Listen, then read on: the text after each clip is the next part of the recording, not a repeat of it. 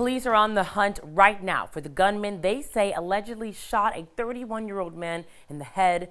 They do tell us that that man is in stable condition. So it all happened on Brook Avenue between East 148th and East 147th Streets at around 2:30 yesterday afternoon. Sources tell us that the man was just performing work on the refrigerator at the Richard Fruits and Vegetables on Brook Avenue when he stepped out to take a break and grab his drill. That's when two men got into some sort of argument on the street. At least one of them pulled out a gun and started shooting. One of those bullets hit that 31-year-old man in the head. No, sources say he was not even involved in that argument and was a bystander. No, but I try to go and do my shopping early in the morning and then just stay home. And you know what? If anything's going to happen, it's going to happen no matter what. Now, no arrests have been made at this hour. Police were seen going door to door looking for surveillance video and other evidence to figure out a motive. You guys support slavery? Just want to make sure. This video shows two white pickup trucks that were spotted with Confederate flags at the Bayport St. Patrick's Day parade on Sunday. One of those trucks also displayed the logo for the fish store, a seafood market and restaurant on Montauk Highway. I just want to make sure you guys support slavery, the local fish store.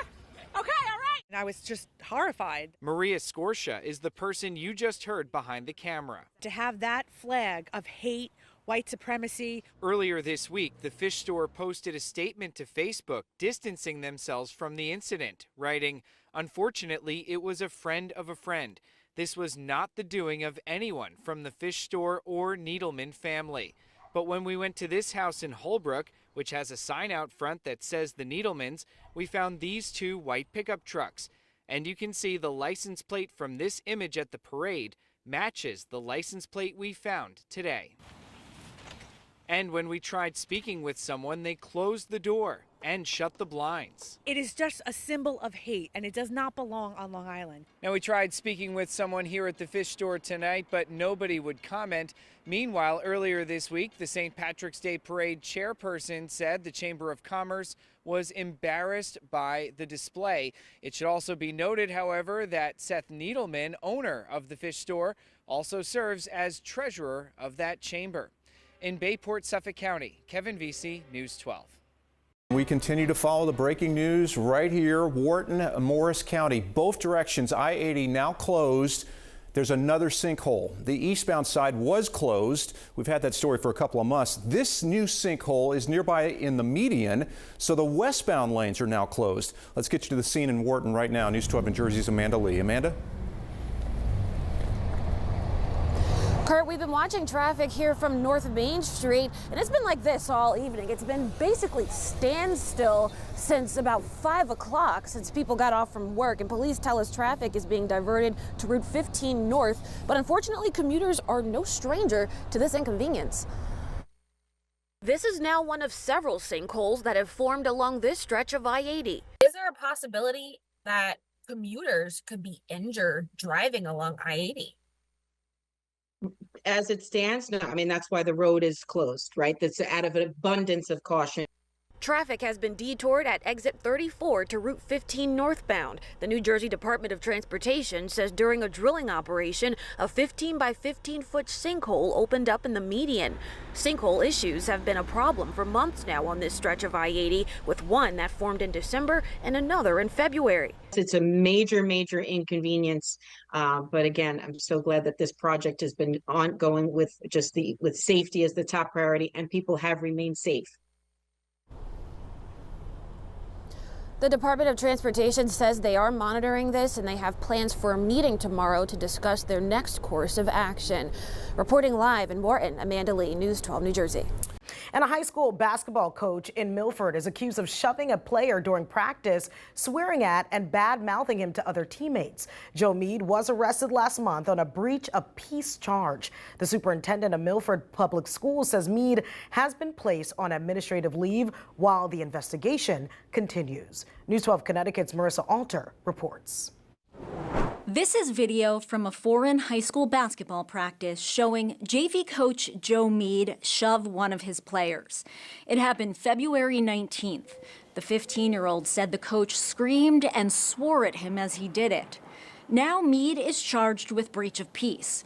According to his arrest warrant, after the incident, Meade disparaged the player to his teammates. They said the coach called him a 5-time felon, which appears to have no merit, and another insulting term, adding, "I hope the kid doesn't come back after that." Meade told News 12 he had no comment, but the warrant contains his side of the story. According to police, Meade said he was trying to explain a drill, and a couple kids were talking instead. "I shoved him to try to get his attention and to get him to stop, and I made a mistake." Meade also told police that the teen is disrespectful and has been an issue for a while. But Meade admitted he had a poor reaction and said he regrets it. But the victim's father shared messages with me he's received since this incident from other coaches his son played for. All called the teen a great kid who's very coachable, respectful, and a team player. The teen told police while he wasn't injured, he was uncomfortable, embarrassed, and uneasy about the situation. Milford Public Schools superintendent said Meade was put on administrative leave while the incident is under investigation. She stated, "We do not tolerate any actions that put our students at risk and in harm's way. The safety and well-being of all students and staff is our top priority, so we took immediate action to protect our students." In Milford, Marissa Alter, News 12, Connecticut. And Meade's arrest warrant also said that he told police he forgot to take his blood pressure medication that day, which may have negatively affected him. He said he'd never put his hands on a kid before. Tonight, neighbors in Crown Heights are settling in after a big vote regarding the future of Empire Boulevard. A rezoning project has the green light from the city's planning commission. And News 12's Julia Joseph is at the site now, where the project could soon be underway. Julia. Amanda, that vote today passing with flying colors. The City Planning Commission voting unanimously to turn this mostly abandoned lot right behind me into a brand new development. But neighbors here tonight tell me they are far from happy about it.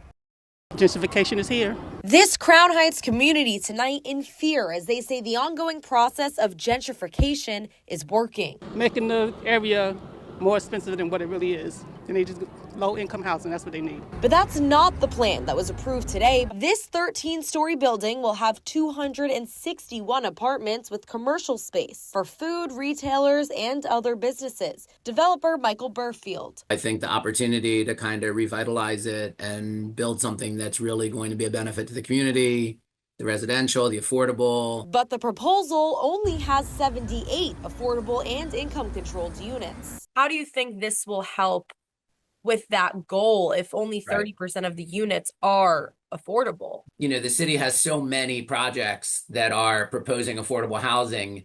They really can't start conversations with you until they know that there's a higher likelihood that the project's going to happen. His intent is to add more affordable units. Neighbors, incredibly skeptical of that. They trying to get us, you know, people that can't really afford to live there, out of there.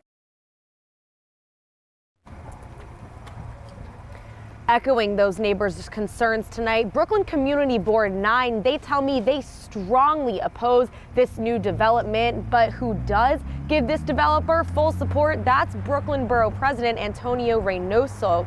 City Council will have their final say on this development in the coming months. In Crown Heights, Julia Joseph, News 12 Brooklyn. We begin this evening with a grief-stricken community in Ulster County. Right now, federal investigators are assisting state police at the scene of this deadly house explosion that killed 2 people. Our Ben Nandy has more from West Hurley. Investigators from the Bureau of Alcohol, Tobacco and Firearms and the State Bureau of Criminal Investigation are helping process the explosion scene on Bruckner Lane off Route 28A. The victims, 75-year-old Ralph Bruckner, who lived here, and 58-year-old Cheryl Hathaway of Poughkeepsie, had a lot of friends. Almost ready for you. Pizza shop owner Steve Szymanski knew the Bruckners well. A great family, and come here all the time, and the families are really great people, and very sad to see something happen to this family. in the local community. State police haven't nailed down the cause of the explosion yet. A solid source tells me, though, this was not caused by a gas line rupture because gas lines don't run through here. Most people here use propane. The home exploded just after 12 noon Wednesday. A Hurley town official says Ralph Bruckner's brother, who lives next door, saw the roof blow off the house. I've been running into friends of the Bruckners all day. They're very familiar with the deep history this family has in the community. They know about the road that was named after the family a few generations by someone who wanted the whole family to live in the same neighborhood. So it stings a little more for people who know that the Bruckner family made this community what it is. Great people. Annie Allen, who went to school with one of the Bruckners, didn't think much of the giant boom sound because there's always construction going on around here. Then when her mother called, Allen got worried. She realized that something had exploded on Bruckner Lane, and she was concerned because we all know the family. What Bruckner and Hathaway were doing just before the explosion is still unclear. Even though criminal investigators are here, police have said nothing to indicate this is suspicious. Ben Nandy, News 12. The retired Suffolk police detective and volunteer firefighter shot and killed in Suffolk. Yeah, his son is accused of killing him. He's now charged with murder. News 12's John Dowding is in Dix Hills tonight. And John, the community has to still be in shock. Absolutely. And right now, I just want to show you here on scene, police presence has significantly backed off since we first got here earlier. You can see one police officer still blocking entrance to this quiet block, only allowing for residents to come in and out. And those residents who live on this block here tell us they are still in shock over what happened, as police say a Dix Hill man is charged with murder after they say he shot and killed his own father. It's just a shock. You know, it's the quiet little street right near the school. A Dix Hills neighborhood is in disbelief tonight after Suffolk police say a son fatally shot his father. The father, 75-year-old John Miller, was a retired Suffolk police detective and volunteer firefighter. We've lived here, nothing ever happens. And today... Police say 43-year-old Christopher Miller shot his father in their home on Bruno Lane just before 7:30 Wednesday morning. Christopher went into his room, got a shotgun, came downstairs. An argument ensued between him and his father, John, and Christopher shot him multiple times. Police say Christopher then ran off, leaving the shotgun behind, and went to a shed behind a home off of Seaman Neck Road. The homeowner immediately called police. He walked past the homeowner and wouldn't respond to her questions of what he was doing, and the homeowner just saw a person walk into his shed. Police then brought Christopher back to the home where they made the gruesome discovery. Neighbors say the victim, known as Jack, lived on the block for decades. I had 2 children. One of them went to school with one of my kids. He was also a retired Suffolk detective and a member of the Wyandanch Volunteer Fire Company for more than 57 years. Chief Jarvis Brown told me Jack Miller served as a 4-time ex-chief and a 2-time former president. He was always in the fire chief car for years. Chief Brown says those at the firehouse are too distraught to go on camera at this time as they process this tough loss. But tell us in a statement, quote, "We lost a leader, we lost a friend and a father figure. We lost someone who was really important to the Wyandanch Volunteer Fire Company." Suffolk legislator Tom Donnelly, who worked alongside ex-chief Jack Miller, said he was a tremendous public servant. That will be his lasting gift, is how much he looked out for others. He was an inspirational human being. Again, a tremendous loss for the community. Now, police say that Christopher Miller was transported to a local hospital for treatment of injuries he sustained in a car crash earlier this week. He was previously released from the hospital after receiving treatment following that crash. Now, police, as we say, are still investigating tonight. Right now, there is no word on a motive, but police say that Christopher Miller will be arraigned at a later date. In Dix Hills this evening, Suffolk County, I'm John Dowding, News 12.